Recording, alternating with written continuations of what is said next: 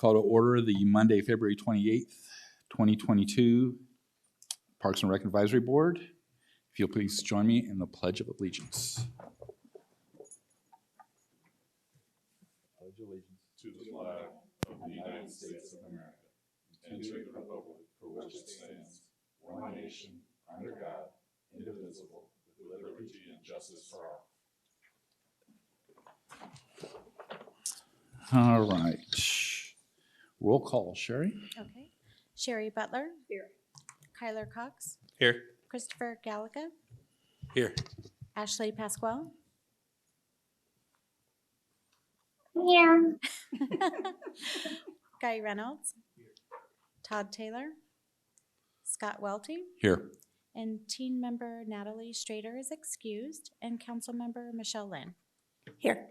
Thank you. All right. Right now is our call to the public. If anybody would like to address the board, now is your time.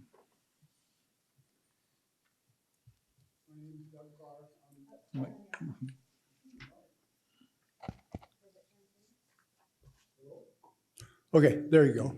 My name is Doug Carr. I'm the ambassador for pickleball for Lake Havasu City. And I know pickleball is not on the agenda, but Mike might say it. Our annual tournament is 18th, 19th, and 20th. Mm-hmm.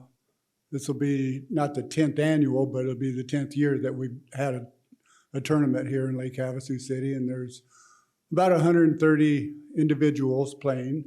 So it's not as big as they'd wish, but it's a little bit more than previous years.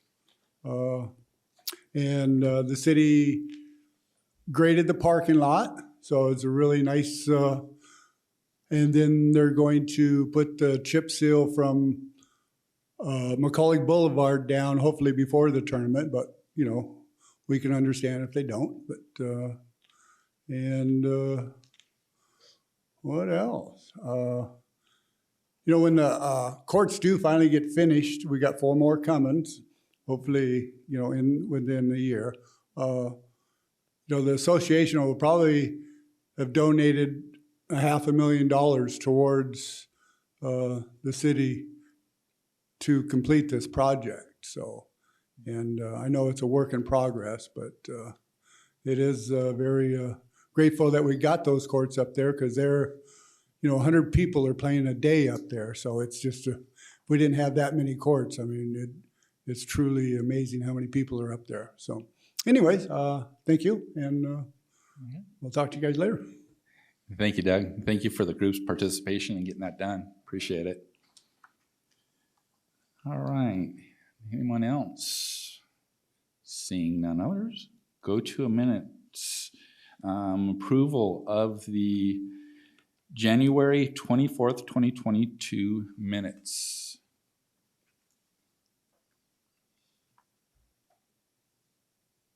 Anybody? Motion to approve. A second. All right, we have a motion and a second. All in agree? Let's say aye. Aye. Any Aye. opposed? Aye. Okay. All right. Communications announcements, staff report. Mr. King. Thank you. Registration for Spring Break Camp and Teen Break began this morning. Spring Break Camp will be held at Starline Elementary from March 14th through the 18th, grades kindergarten through 5th.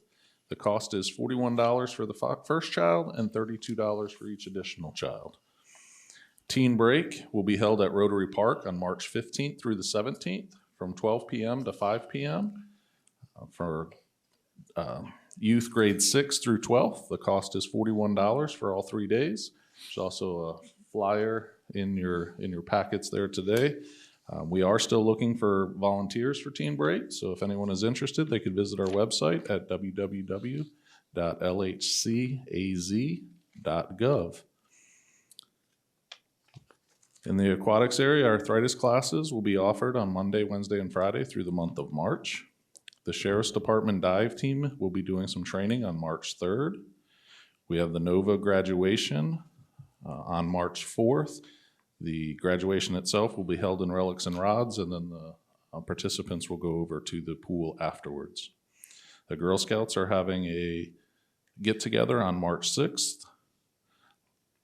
There is a Lifeguard Apprentice recruitment that will open on March 7th through the 25th. Through this program, then all the participants are trained to be lifeguards, and the hope there is then we have a full staff after running these classes. The after-school program will be swimming on March 10th through the 24th. Open swim during spring break will be March 14th and 15th, as well as March 17th from 12 to 3 p.m. The spring break camp will be coming to the pool on March 16th. We have Bureau of Land Management also doing some rescue training on March 15th from 3 to 5 p.m. And Kinder Swim will begin on February 28th and will run through the first week of May. A lot of events happening in the community center. We'll have Neil Diamond Tribute Concert on March 2nd, the Nova Graduation on March 4th, Tina Turner and Tom Jones Tribute Concert on March 5th, 60s Mania Tribute to Music of the 60s on March 6th, Frankie Valli and the Four Seasons Tribute Concert, March 7th. The Art Guild will be having an art show on March 12th and 13th. Buddy Holly and Rock and Roll Tribute Concert, March 15th. Arizona Collectibles and Firearms Show, March 19th and 20th. Western Welcome Bunko Tournament, March 21st. Fleetwood Mac Tribute Concert, March 23rd. And a Brooks and Dunn Tribute Concert, March 31st. A couple of events going on in the parks. Leprechaun by the Lake will be held at Rotary Park on March 17th. Picklefest, which is a pickleball tournament, to be held at Dick Sant Park on March 18th, 19th, and 20th. Outrigger Canoe Club Race at Rotary Park on March 19th. The Havasu Girls Softball Opening Day will be held at Rotary Park on March 26th. There will also be a scooter competition at the skate park on March 26th. Beach Reach will be participating in spring break and having a booth set up at London Bridge Beach March 20th through April 2nd. And lastly, on Tuesday evening at the City Council meeting, the Bureau of Land Management issued the patent to Sarah Park to Lake Havasu City. So it's been in the works there for quite a number of years, but that patent was finally issued on last Tuesday evening. So good stuff. Awesome. With that, I'll take any questions. All right, a lot going on, a lot for people to do. Since I don't see her, Ashley, did you have any questions? No, but thank you for the check-in. I just turned my camera off because I just realized I'm the only one on the camera. All right. On the lifeguard program, how many positions are we needing approximately? Yeah, we take, well, realistically, we'll take as many as we can get. Okay. But the class is set up originally for 10, and then we'll look and see the applications that we do receive. It really just kind of varies on the number of hours each individual needs to work, wants to work. So we're going to start with 10, and then, as we'll see kind of how that plays out. Perfect. Anybody else have anything? Director Kane, how many CSIs do you have? Do you do your own training in-house when you recruit your lifeguards? Yes, we do. I believe there are approximately 5 that can train our own staff.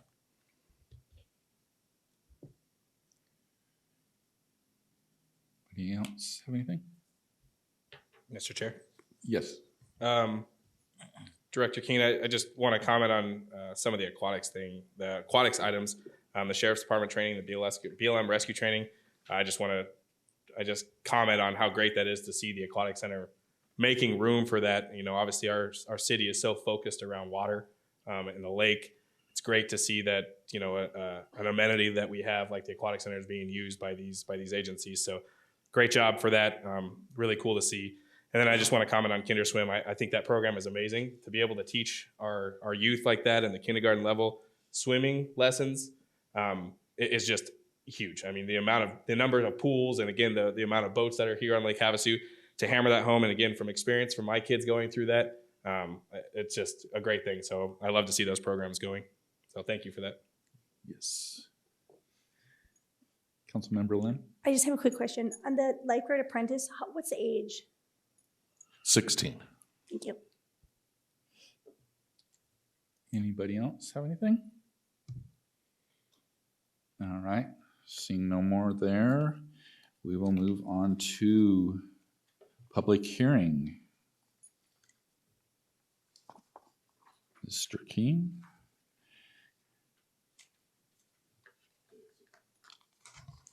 So Dig Studio gave a pretty extensive presentation last month on the project and kind of where we're at and our steps moving forward.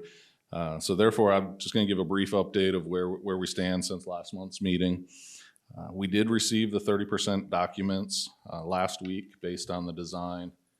That's kind of here on the screen and that we've all talked about that last couple meetings. Just it kind of incorporates a little bit of each of the 3 original designs into this design here. The 30% documents are being now reviewed by staff. And then what this also allows is for Dig Studio to send this out to their pricing module or pricing company. And we'll get some estimated numbers back on what some of these amenities are going to look like. And that'll give us a real good understanding of what we can do as far as phasing, or are we going to be able to do everything at once, or what's this next step as we move forward going to look like, and that's where some additional tweaks and of the plan could take place. I just wanted to flip to another slide here. Kind of gives you another overall picture there with the shade structure. One of the other things that they are working on is what is the best appropriate material for that shade structure, both to produce the correct amount of shade as well as the wind load and different things like that with our Havasu weather. As you can kind of see, the bathrooms over on the right-hand corner, some additional picnic spaces as well.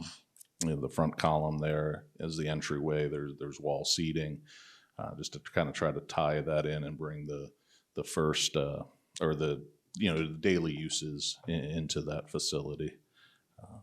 So kind of a brief presentation, but that's really kind of where we're at now. We did get those 30% documents that we'll be reviewing and going through, and then in the next few weeks expect a pricing model back that will give us a ballpark of where we're at and what we really need to do moving forward and where that sits. With that, I'll take any questions. Mr. Chair? Yes, go ahead. Director Keene, so Dig Studios is doing the design for this project. And you said 30% documents. Will this encompass the entire project? So when they present you the plans, all said and done, this will be the build plans for this project? Correct. They're also responsible for producing the construction documents. Okay.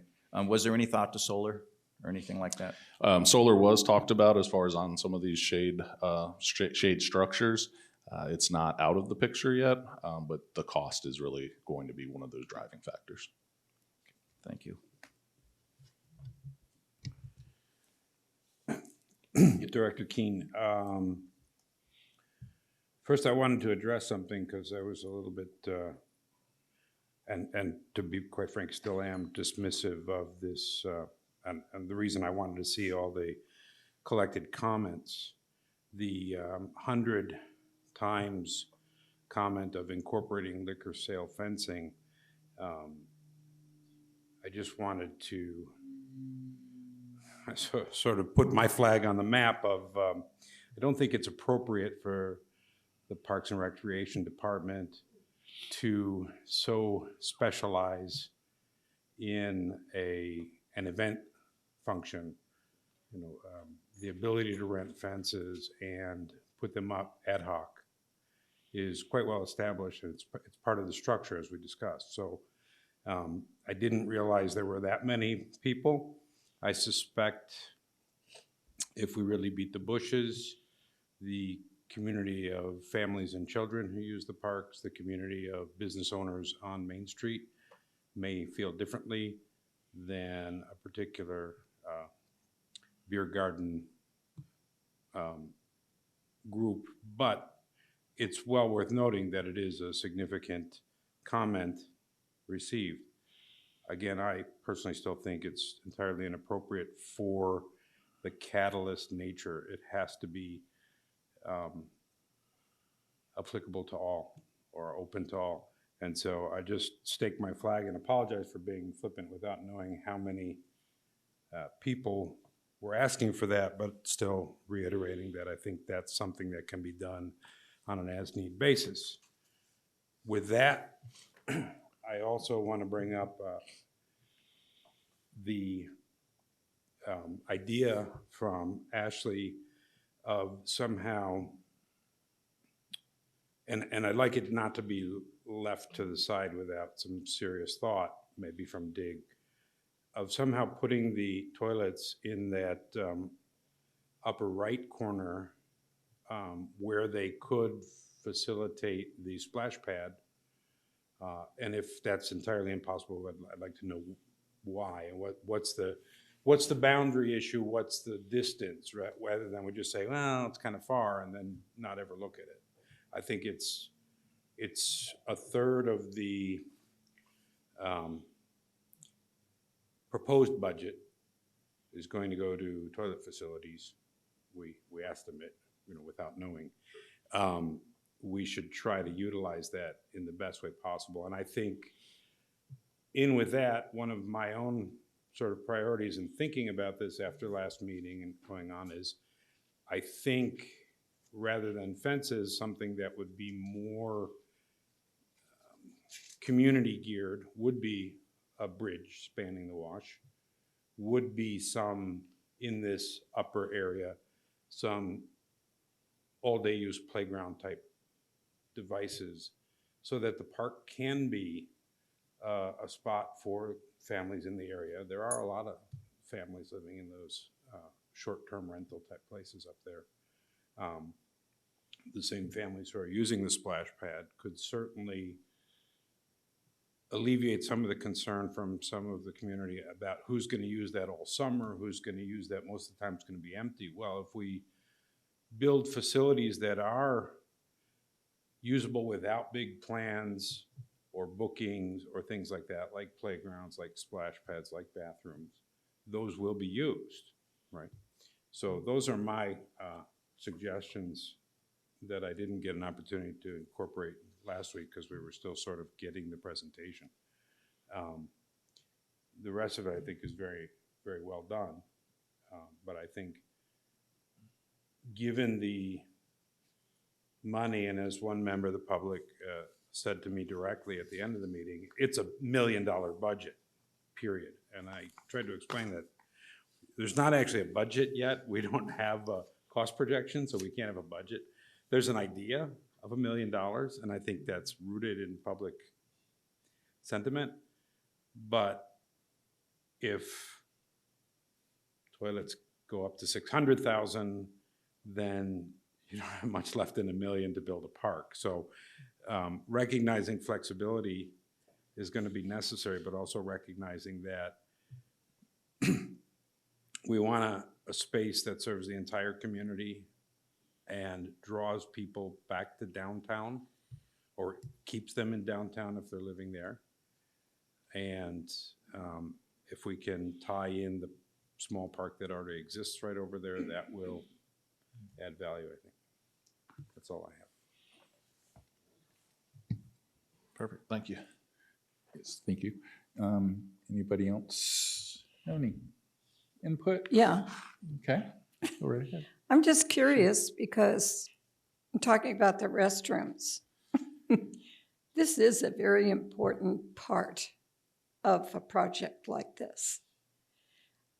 Somewhere along the line, it seemed like there was talk about the restrooms being of a portable nature. I think it was prefab type. So they'd be built modular, so they'd be built Oh. off-site and then brought in. Oh, okay. Kind of like we've used in other areas. Okay, I feel much better. Yeah. All right. Thank you. I just wanted to clarify. Perfect. Mr. Chair. Yes, go ahead. Just a couple comments, and maybe I can shed some light on Mr. Gallagher's concerns as well. First question, Director Keene, the bathrooms, obviously they are modular. Is it kind of the plan to go with kind of the container style, or is that obviously not decided yet? It is not fully decided yet. That's where we're getting some pricing on and seeing some different prefab opportunities that are out there. Okay. So just a couple comments. I think, I think you, Mr. Gallagher, brings up some great points, but I know going to the town hall and then talking to a lot of the, some of the people on McCulloch that have ownership and rights and stuff there, one of the biggest concerns they had with the bathroom and the location of the bathroom was to try to put it as close to McCulloch as possible, to alleviate a lot of these events that are on McCulloch, or even not necessarily events, but just kind of the gatherings on McCulloch, to try to focus the public restroom there and kind of alleviate some of the people coming into their business to use the restroom, since there was no real public restroom on the McCulloch area. So again, I don't know if that answers your question or your concern. I see where you're coming from with the splash pad, but I think that was a very vocal concern at that town hall meeting that we had. And then same thing with the fencing. I don't know that it's necessarily, when it was thought up or talked about at the town hall, I don't know that it was necessarily designed to be just a liquor control fence. I just know that when we were talking, there was one of the biggest uses of this area was for special events. And I think one of the biggest concerns is for a special event to come, if there's going to be like a child play area or a band, they just wanted the ability to quickly get it off, not necessarily just for liquor sales, but for ticket sales in general. Again, if there's going to be a concert there, I know there was talk about possibly putting a stage in that lower portion of that circle, to be able to gate that off so they could charge for tickets. So a lot of the vocality was the liquor side of things to make it easy to, appease the liquor control. But I do know when we were at that town hall, there was a lot of people that were hammering in, hey, we wanted just the ability to be able to close it off for a special event. So I do think it was executed pretty well. Again, looking at the design, I'm a huge fan of kind of that main entrance right there at McCulloch and Quirio. I think that definitely achieved that goal of, hey, this is what we're doing. This is the excitement here. Come in this way. I like that. And I do love to see the side picnic areas with, I hope the lighting happens, but that patio lighting, because that really draws the crowd from the event side and just the everyday use. Because I think, again, once the sun starts setting and it gets beautiful out, people are going to utilize those areas. We have a lot of those food trucks that are just up the way. They could utilize those seating areas, those little those little kind of picnic areas per se. And I think that really, those lights really draw the crowds in. So I like it. I think with all the conversations that we've had and all the tweaks and things, I truly do like where we came with it. I just hope that money makes it happen.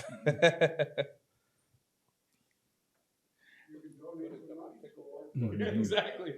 I have to agree kind of with the bathroom thing. I know that I've heard in the past when there are events that business owners are getting overrun by people wanting to use their restrooms, and moving them closer to McCulloch for a public aspect for events does make sense. I guess if you're at the splash pad, to me, you got to go. You're not that far away. I think the access though from the splash pad area over to is pretty important. But I obviously was not here the last meeting, and the final design here that I'm seeing, I do like what they did in the main entrance and stuff. Looks great. That, just to clarify, it was actually Ashley's idea, which I cottoned onto quite quickly, was that we're going to spend $250,000 on toilets, and we have porta potties at the splash pad.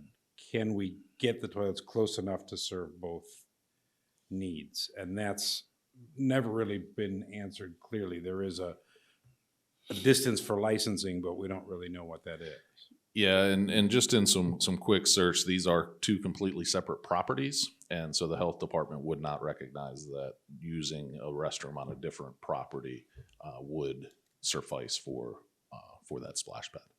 That makes sense. Perfect. Anybody else?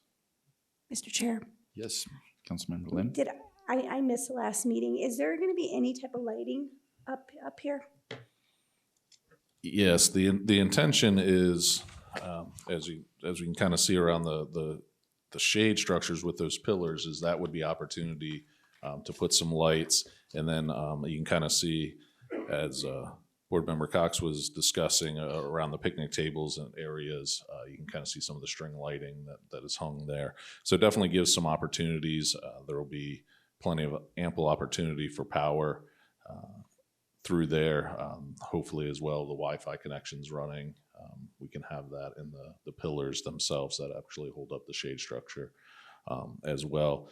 And, in conversation with DIG, that's a big piece of the budget. While we might, depending, see that maybe the shade structures aren't necessarily something that's in the first phase of the budget, but it might be very, very important to go ahead and put the pillars up because they hold some of the other infrastructure to the entire project. And then as we get to the different phases, to be able to do that. But again, that's all dependent on what those numbers come back and look like. Thank you, Mr. King. Yes, Mr. Cook. Mr. Chair, thank you. And I don't want to put the cart before the horse here, but maybe a question for, I guess, City Council and the director. Let's say that this comes back just an outstanding number or just crazy above what we have to fund this.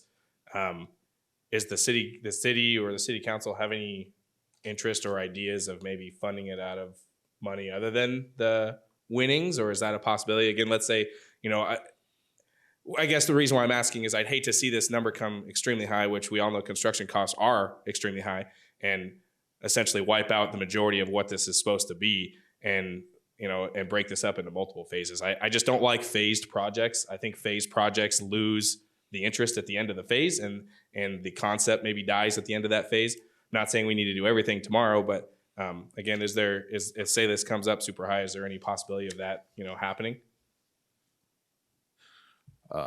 Couple of different ways to answer your question. We will present it to council, and they will then make that determination of, if they want to put additional funds above the prize money from the ABC competition. In one of the council meetings when this was brought up, the majority of council was against putting any additional dollars. That's before, though, however, they have seen any design, gathered that public input on the project, as well as see what the costs are going to be.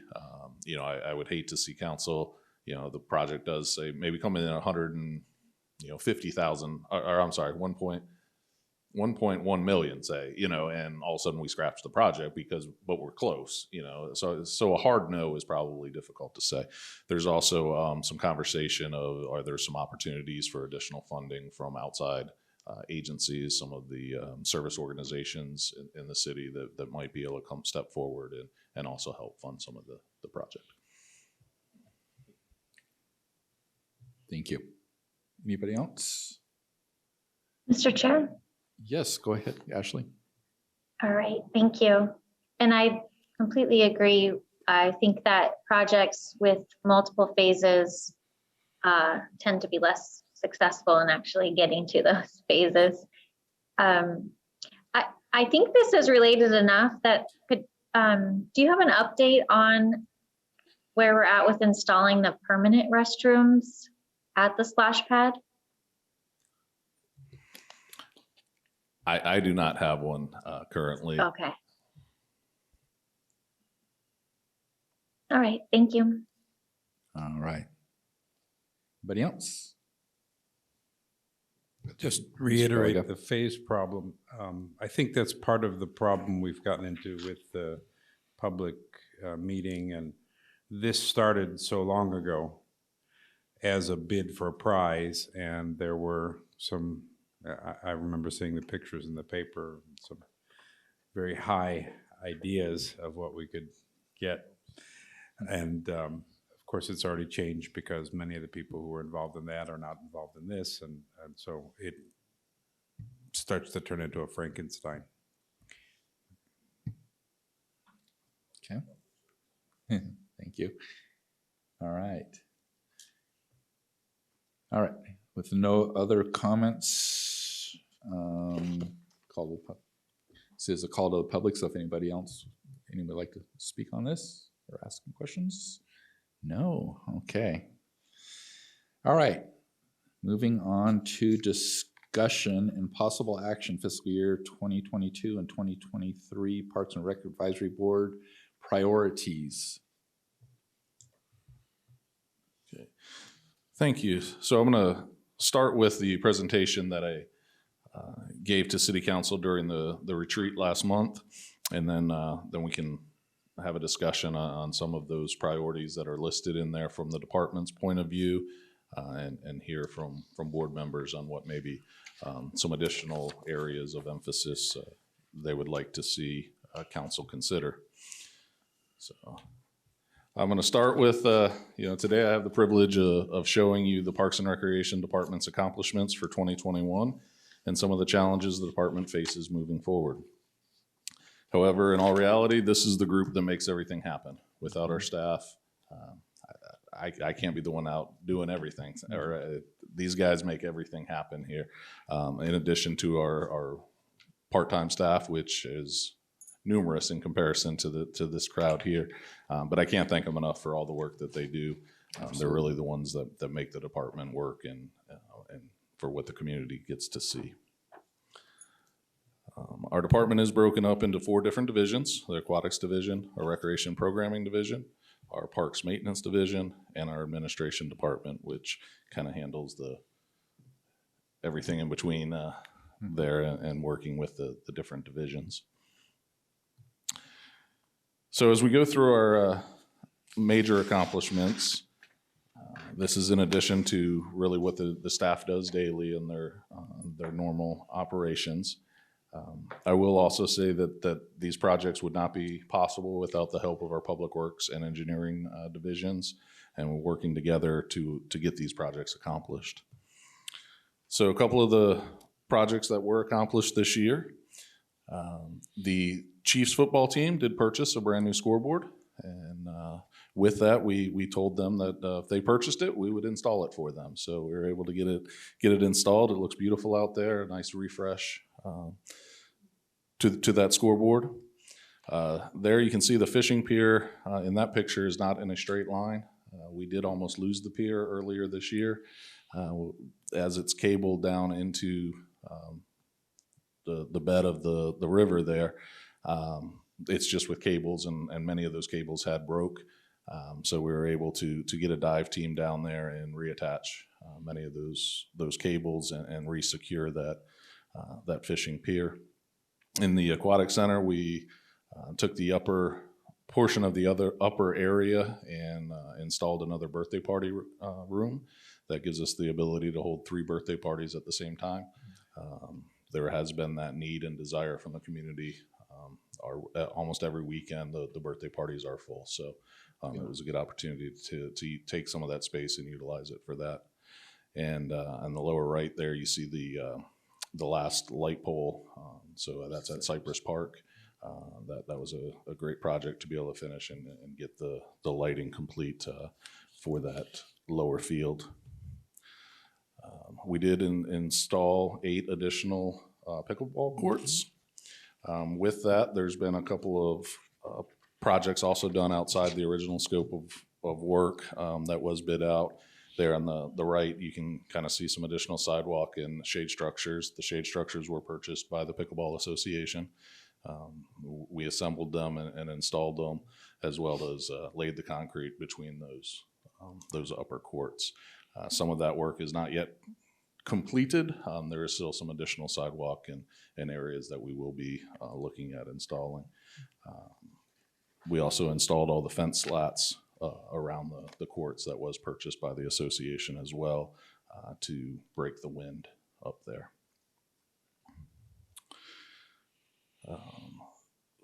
So we created a new pavilion on the west side of the island path. There you can kind of see with a new Ramada picnic table and then the landscaping around. We spread 300 tons of gravel along the island path. 1,400 feet of effluent piping was laid for future use along the island path. and then some erosion control at the aquatic center to prevent runoff from Highway 95. Out at the skating rink at Wheeler Park, or I'm sorry, at Sarah Park, we installed some LED lighting to brighten that up. The hockey players were having a hard time with the older yellow tinged lights, so we put in LED lights there to brighten that up. At Wheeler Park, we rebuilt the backings of all the fountains. This is a horrible picture, I apologize, but we also put colored LED lighting in there, and that can also be changed to match the lighting that is on the bridge. So as we do month celebrations, those can also be. However, our standard colors are red, white, and blue for Wheeler Park. A few awards that the department received. The Ponderosa Pine Award from the Arizona Department of Forestry and Fire for the work on the Island Path. 20 years of Tree City, USA, which again still amazes me in the middle of the desert that we have a tree city there. And then one of our recreation coordinators, Janice Brown, received the Citizen of the Year Award from the Elks Club for her dedication to Lake Havasu City's youth. Some of the community outreach and programs that were accomplished throughout the year. Arbor Day tree planting with the after-school program. The Girl Scout planted some milkweed out in the butterfly garden. You see our arborist there, Craig Geary, with the Girl Scouts, teaching them what milkweed is, why it's important for to the butterflies, as well as then they were able to do some planting. The Boy Scout troops, they spread some mulch around the aquatic center. The Daughters of the American Revolution had a tree planting. We helped with the Rotary Club in burying a time capsule at Rotary Park to be opened in 2045, I believe, 46, sorry. And then we also did some work with the Lake Havasu City Master Gardener and Gardeners Club in a pruning seminar for them. We did offer a couple of new programs this year. For Halloween, we ran a Boo Bash program at the Aquatic Center where the kids could swim and watch a movie, as well as some entertaining games. I'm not exactly sure who Pete the Pumpkin is there, but we'll leave it at that. And then another fun event that happened in December was Sledding with Santa, and the crowds that came out for that were absolutely amazing. That's awesome. So in what direction are we headed for 2022? A few of the major projects that we are working on, of course, is the Downtown Catalyst project, the Aquatic Center HVAC project, with a donation from an anonymous donor. The city did accept $250,000 to build the remaining 4 pickleball courts up at Dick Sant Park. And then we are working with the Bureau of Land Management on a project to identify some of the trails out at Sarah Park and place signage out there in the hopes that we don't have maybe as many of our visitors getting lost in some search and rescue attempts that won't be needed out there as much. So we're currently working with them on that, looking at a MOU, Memorandum of Understanding with the BLM, that'll be coming to council in March to get that project started. So a few of our challenges, as with most businesses in Havasu, staffing is definitely a challenge. Some of our aging infrastructure, you can kind of see a picture there of some of the irrigation. I think it gets forgotten a lot what it takes to actually water the grass and the trees and getting that through the park system. A lot of that piping is 20, 25 years old. We have breaks daily, if not, that do need to be repaired and replaced. So that is an area that we'd like to focus on. With that, some of our aging equipment, there you can kind of see a piece of playground equipment that was just damaged by age. It's some of those structures are getting a little older and due to be replaced. So one of the things that I really want to focus on this upcoming year is really maintaining what we have and working to replace a lot of those pieces. While there are some big projects that we do have, to get done and accomplished as well, I want to focus, a good portion of the budget really just on maintaining and replacing some of the equipment that is out there. A couple other pieces we look at is vandalism.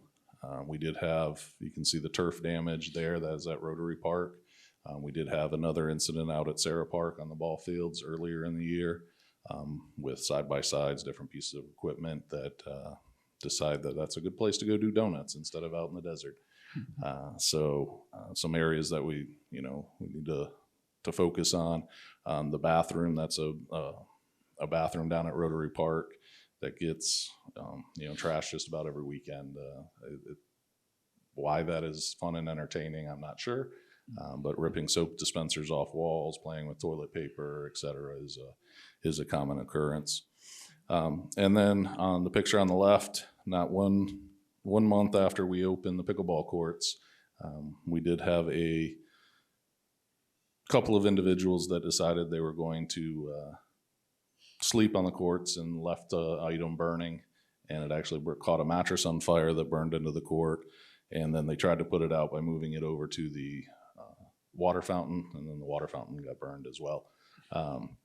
So, just things that we get to deal with vandalism. And so that is definitely a challenge it just takes staff time, dollars, and resources to fix and replace those types of things. So again, the big focus that I want to have for staff this year is kind of looking at upgrading and maintaining those pieces of equipment that we do have. And with that, I'll take any questions.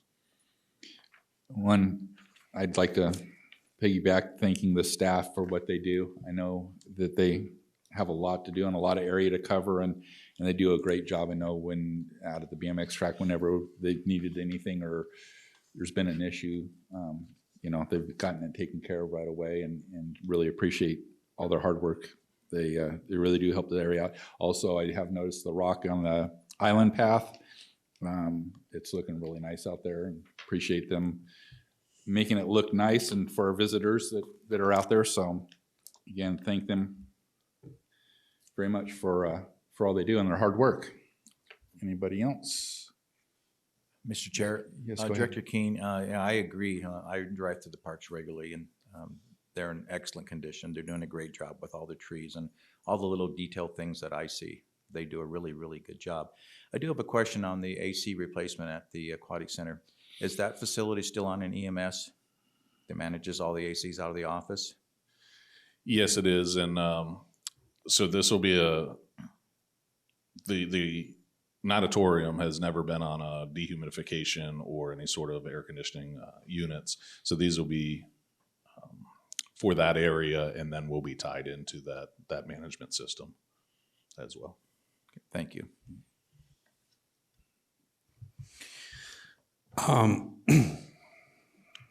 I also thank all the staff and you, the people actually getting stuff done. My own, how much of especially maybe not this year, but 2020, 2021, there was certainly in spring 2 years ago, severe retraction of maintenance. There was a diversion of staff to taping up benches and all the things we all did because we didn't know what we were doing. And how much did that impact our ability to catch up? So we had maybe a 3 or 5 month gap in really attending to the day-to-day. We were attending to other things or closing things, and then also how much, I guess the way to ask this is how,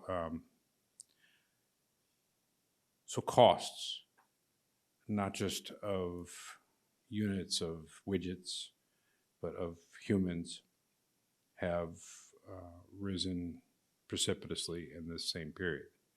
There's been, in every one of these sort of realms of work, handwork, there's been a flight of workers. There's been more work spread around to less people, and there's been a general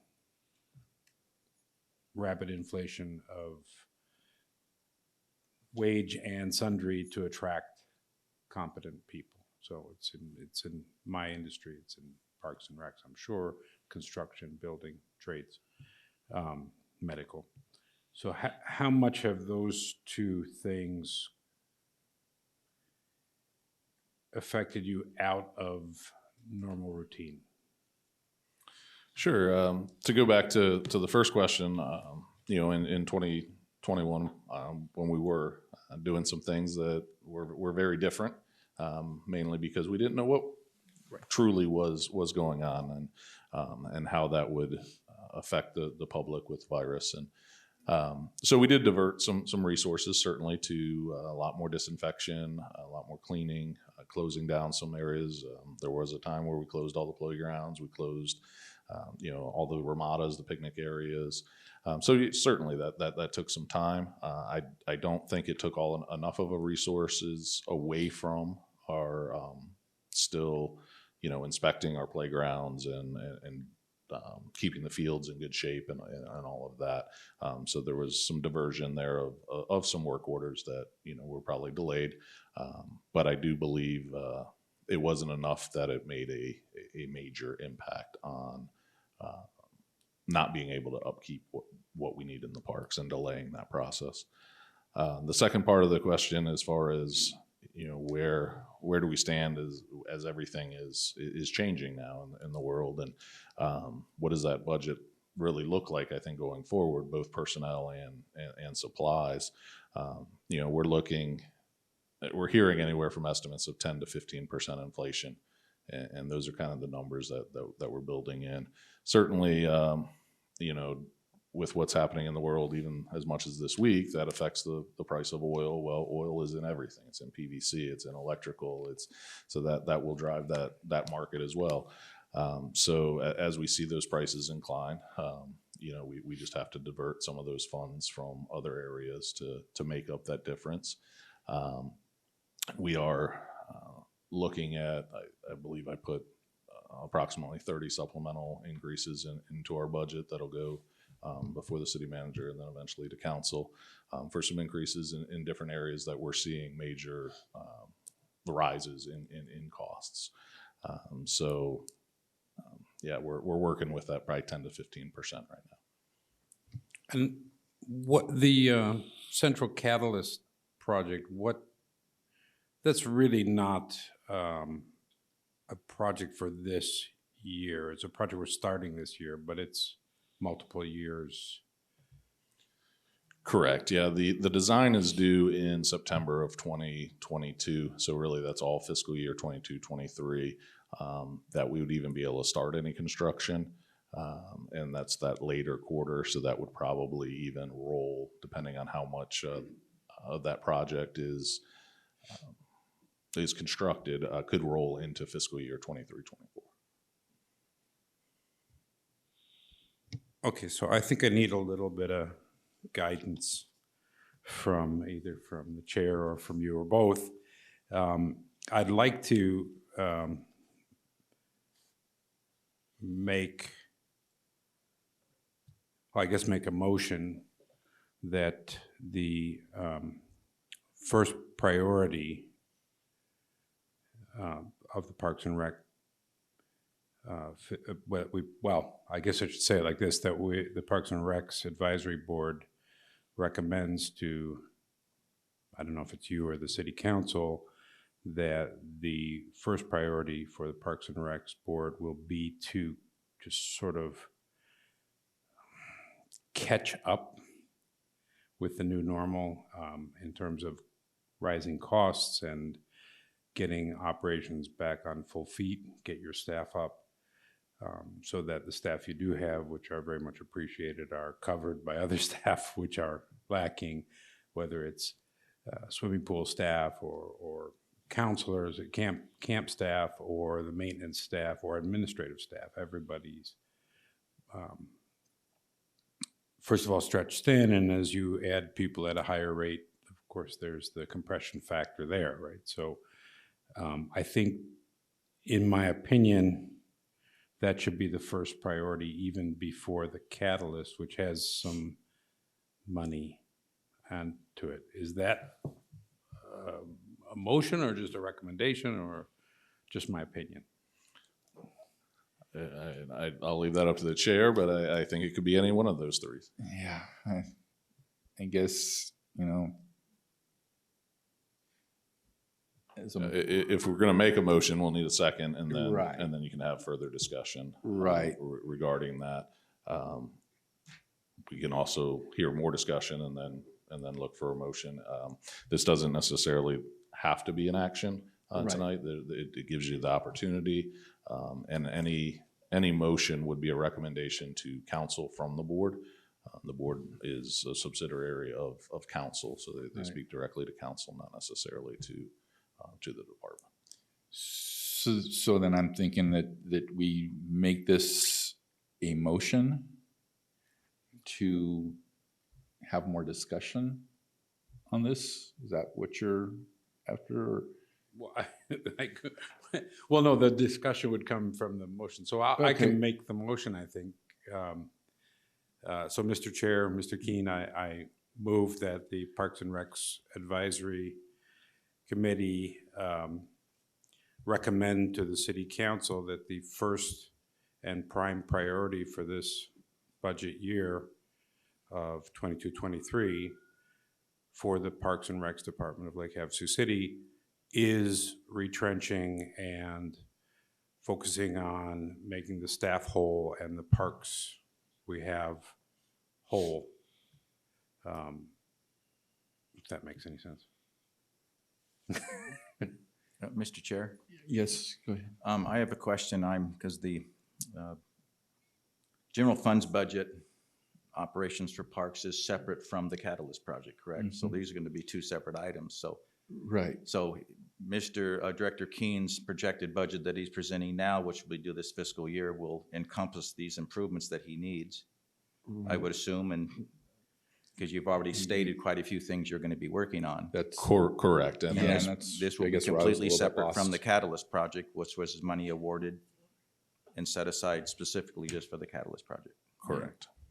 Yeah, I guess that's where I was a little out there. So I don't know if, Well, with a motion on the table, we'd need a have to- second. yes. To move that forward, and then we can go Put- either discussion on that motion, or if we don't receive a second, then we can have further discussion on the item itself.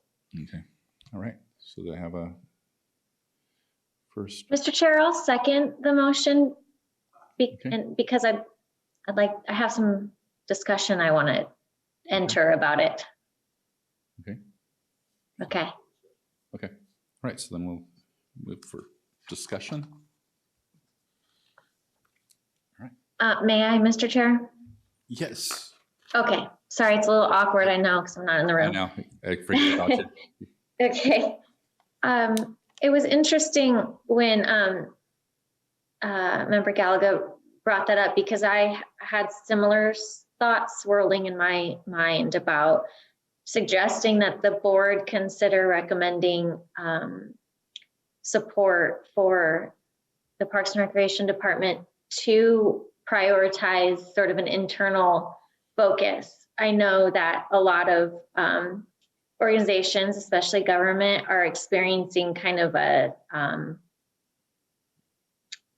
restart and are down staff. I was curious if the staff issue is from your permanent staff or if it's more of an issue with the seasonal staff. You don't Currently, have I to would answer. say a bigger concern for us right now is our part-time staff. And, Part-time. Yeah. Okay. Part-time annual or seasonal? A little bit of both.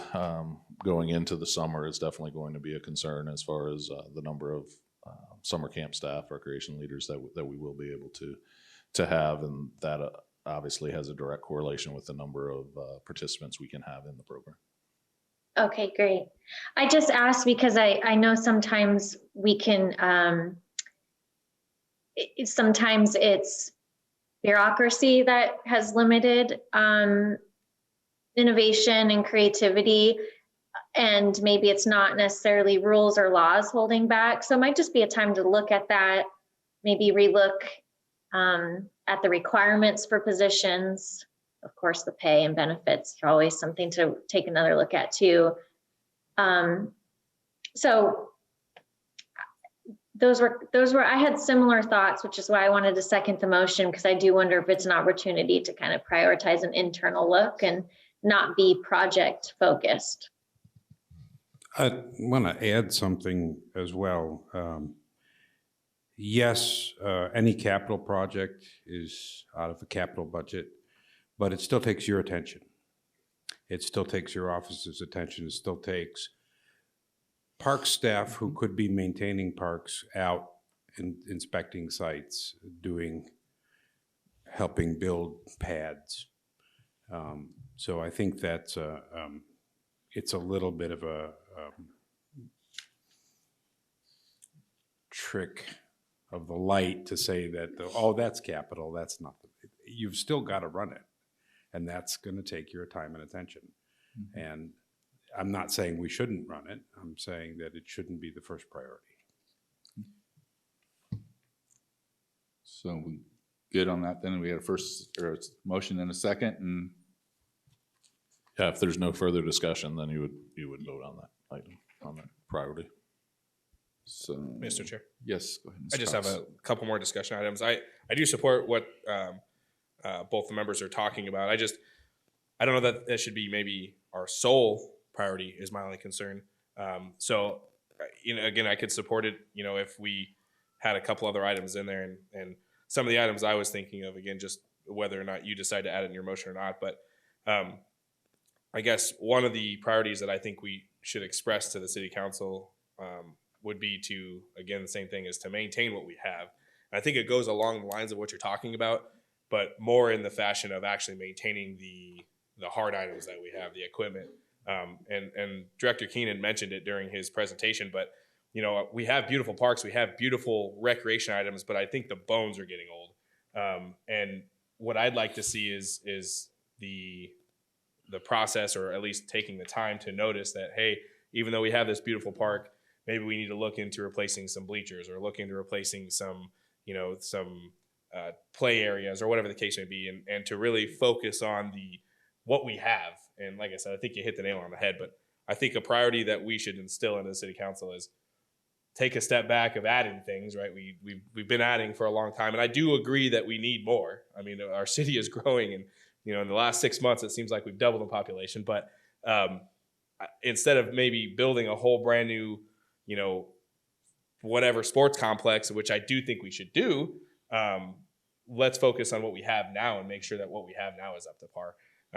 With that being said, like the island field, I brought that to this board, a couple months ago, and I still think it needs love. I mean, it's been leaps and bounds of what it has, just with bringing it to the attention, but that's the sole football field that we have in the city, and it needs some improvement. So again, when I talk about fixing the bones, that's kind of what I'm talking about, and the last thing that I'd like to maybe, and again, if you're willing to add to your motion, would be working with the school districts.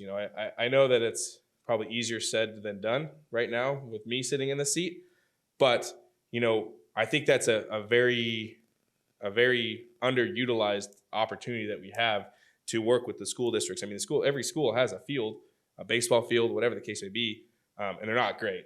Let's be honest. And we can get into the politics of the bond and things like that, where the money went. But we have great baseball and football fields at the high school that unfortunately can't be used by the public or any of the local leagues.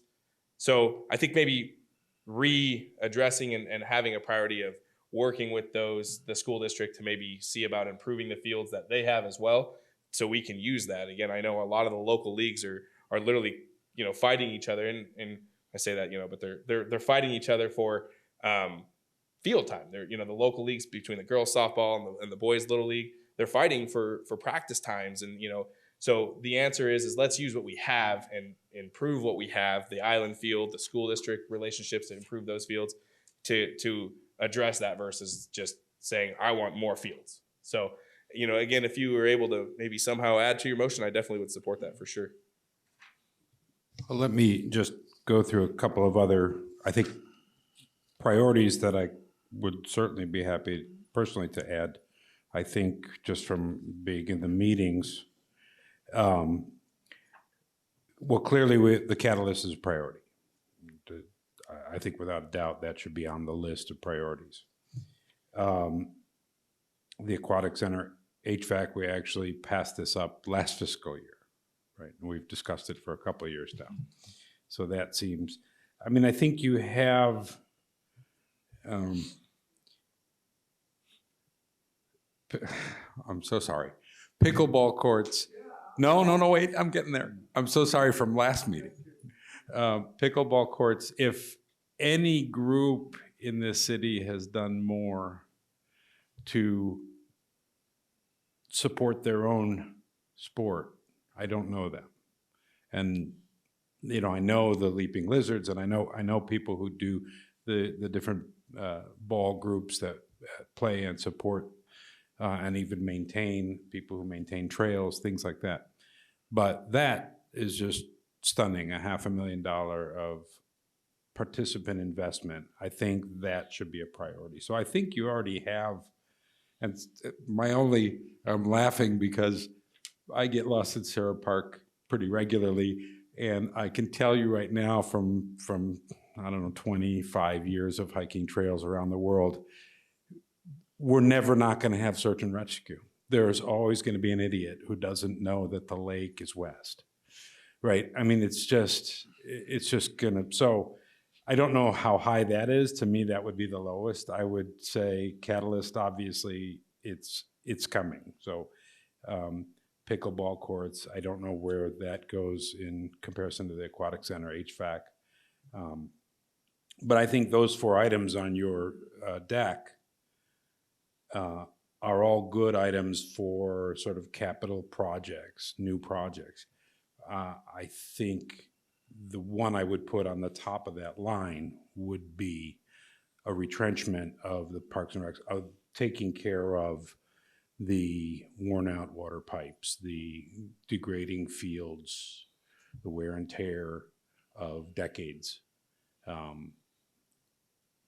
And I think that's my recommendation. So if I could rephrase that motion, I would say I'd move to set priorities for the Parks and Recs Department, to recommend the City Council set priority for the Parks and Recs Department first and foremost to retrench and invest in what we have. Second, to continue to develop the Downtown Catalyst project. Third, to resolve the Aquatic Center HVAC. Fourth, to work with the Pickleball Association to complete that project and help them help us. And finally, Sarah Park trail signs. That would be my motion. Okay, and with that motion then, we still need a second since it's been rephrased. Mr. Chair. Yes, sir. Director Keene, the motion, everything has kind of changed a little bit, which is great. One thing is no matter what you do, overuse is always going to take a toll. So you have the need for some newer facilities to lighten the load as well, that's for sure, because it can only take so much wear and tear, from repetitive use. The soccer fields take it, we see it all the time. Talking about the schools, at every school at one time with an IGA, we put those restrooms in at every school. We put the fields up and the turf at every single school. So we had places for soccer and t-ball. We used every football field in town. We put the lighting in, the Parks Department put the lighting in the ball fields at the high school. And that was through an IGA as well. So they are non-existent anymore. We do have an IGA with the school district to utilize each other's assets, and those would include fields and that for our own programs. That doesn't reach as far as for private organizations such as the Little League, the Chiefs football. So they would have to go directly to the school district to utilize those fields. I could speak a little bit more on that. I'm the head of the contractor that provides the food services for the school district. The school district has its own, a lot of it federal funding, and has a significant amount of restrictions on use. It does have a facilities use. You can call the district to learn about using the PAC auditorium or the various fields, and there are, I don't know their fee structure, but there are fees for things. They do have to provide school district staff, so that becomes a cost. We work with the summer parks program because we have a funding that allows us to open to public for food service for the summer. But for instance, at spring break, because it's a for fee Parks and Recs program, we're not allowed to exclude community. And so it becomes, these sort of rules become challenging to make the ends meet, because it is a different mission than the community parks. So I wouldn't say it's impossible, but I'd say it's very challenging. I think you know that probably more than me. So. That's something that we've dealt with in the past also is trying to get that to happen, and just hasn't because of the restrictions or requirements. And on that, if you get lost out at Sarah Park, go to trailforks.com. It's an app. It's a subscription, and it has all the trails out there. The mountain bikers have done a really good job of marking them all out for you. So, but again, I think that the mission of the Parks and Rec is, I think we've always tried to maintain what we've had, keep in good repair what we've had. You know, it's playground equipment. We've gone through, you know, that stretch for a little bit and got that taken care of. And so I see where where we're coming from on some of this. But again, it comes down to, you know, I guess them, Parks and Rec, having the men, women, and the hours to, you know, keep up with some of this stuff, I guess. But with your motion, we'll need a second.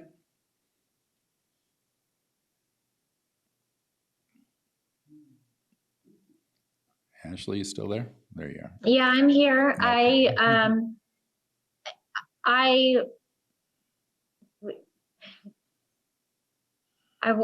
agree that the initial motion I think was just meant to be, I agree that it shouldn't be the sole priority.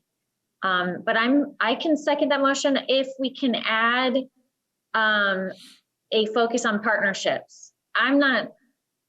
I wouldn't specifically say school districts because there are so many other partners that could be brought to the table potentially, especially for the recreational programs, which we haven't really even included in this discussion. It's been about parks and projects so far. So we could add something about focusing on potential partnerships to build up. Mr. Gallagher, do you Want to remove it or re-motion it, or should I? I can get behind that. I'm all about partnership. You would have to Okay. To change that motion before. Mr. Chair, third time lucky. Mm-hmm. I move that the Parks and Recs Advisory Committee recommend to the City Council that we set the following priorities for the Parks and Recs Department in this year of 22-23. First, to retrench and make a heavy focus on maintaining and keeping our current facilities well cared for and our staff well cared for. Second, to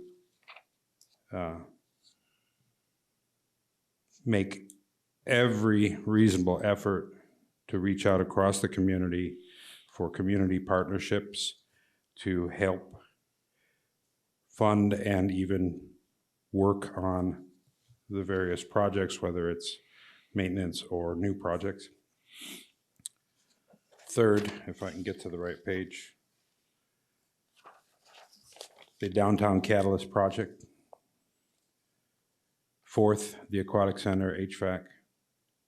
Fifth, pickleball courts and working with the Pickleball Association to finish that project. And lastly, Sarah Park trail signs. I'll second that. All right. Mr. Chair, discussion. Yeah. I don't mean to Okay, muddy Mr. the Cox. waters more, but I guess a question for you, Director. I mean, the Sarah Park trail signs, the Catalyst project, and the pickleball courts. I mean, isn't that something that's already happening? Do we need a motion? Does that need to be part of our motion to? It doesn't necessarily need to be part of the motion. Yes, those are pieces of the puzzle that are already well in motion and happening really this fiscal year already, and getting that ball rolling. So, I mean, again, this is just your opportunity to tell council kind of what your priorities are for the next fiscal year. If you wanted to include completion of those projects, that would be up to the board to state there. Again, they are currently, many of those are currently in this year's budget, or dollars have been allocated for those. Councilmember Lynn? Can I add something? Mr. Keene, is it possible that this doesn't even have to go into a motion, and that at the end of the next council meeting, I could voice the concerns of the board during the update? It certainly can go that route. It does not need to be a motion. It is there. The possible action item is there if the board so chose to make it a formal action, or they can just make the recommendation to you, and you can pass that along to City Council as well. I'm just concerned on putting a motion like that on and asking that come to the council, how that's going to be addressed by the council, by asking the council to label things exactly this way and what that will look like for the board. So I can try to paraphrase what you said about the prioritizing. It's completely up to you. I'm just trying to make it the best way and how it's going to be approached by the council. Mr. That's just Chair? my piece of advice. Yeah, I that was kind of my concern too. I just think we're kind of locking ourselves down with emotion. That's why that was my worry. So again, I would support what Councilmember Lynn has, because again, I think we have a decent list that we could keep adding to, and I don't want to have to see you change your motion 9 more times. I think you've done a great job saying it the last 3 times. I don't want, but that would be my take, because, and as Ashley said, adding the partnership thing, I would really like to add in there building a relationship with the school district, because again, I know it's up to each individual league to go to them, but I think us as a board approaching the city council has a lot more momentum to say, hey, your fields suck. Can you please work on them? So our people in the city, our leagues and stuff would like to use them, but they can't, because they can't even roll a ball down the field, and the bathrooms are stopped up. The toilets don't work. I mean, it's awful. So I think if we maybe took what we did today and just had a good list, I think that'd be more beneficial, just in my opinion. I agree with Member Cox is just passing it on to Councilmember Lynn and having her take it to council. Mr. Chair, Yes, ma'am. Mike and I can have a conversation of what that looks like. Would that work for you? That certainly works for me. One of 2 things Yes. then has to happen if that's the direction so chosen. One is we would need to vote on the motion that's on the table, Yes. or Board Member Gallagher would need to retract that motion. Okay. All right. Mr. Gallagher. It was a lot of work. It's up to you. You want to keep I'm your taking motion? next meeting off.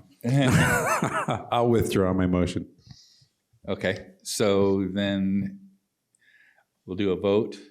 No vote needed then on that, and just yes, we will pass this on to Councilmember Lynn for her to take to City Council and discuss these priorities. It'll be an update. It won't be a discussion, but it will Yeah. be an update Yes. at the end of the meeting. Perfect. I have a question about this for sort of Robert's Rules education. So my reason for a motion and my reason for thinking I had to do a motion was that I wanted to have the discussion and kick off the discussion. And so can we just do that without making formal motions, just back talk and? Yes, Yes. that's the opportunity under the public hearings, that everything starts with a possible discussion and then a possible motion if you wanted to make it, formalized. Add it to the agenda. Exactly. This Yes. makes it a little bit easier for Councilmember Lynn to be able to have that. Last thing, again, I just wanted to reiterate to Councilmember Lynn for that list is just improvements in that island field and then working with the school district. I know, again, we got a lot thrown out there, but those are just my two priorities that I would really like to see. Thank you. I appreciate it. All right. Any more discussion on? Yes, would the public, anybody from public like to come up and speak? I know. I saw you out there. Just a big smile. Doug Carr again. And I like the priorities. I mean, that's what you guys should be here discussing. What are your priorities? And I think the football field on the island, I don't know how it is now. I haven't been out there, if it's any better than it was 6 months ago. That should be our priority, to get that better. The signs for the trailheads, it's not my kind of thing.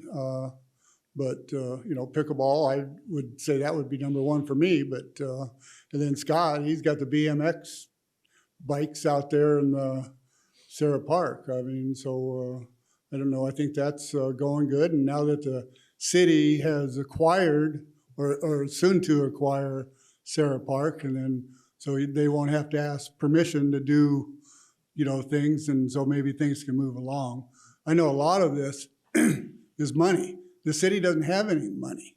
I mean, they told me that they didn't have any money for pickleball, so we brought more money, and now they're, hopefully we're going to get them done.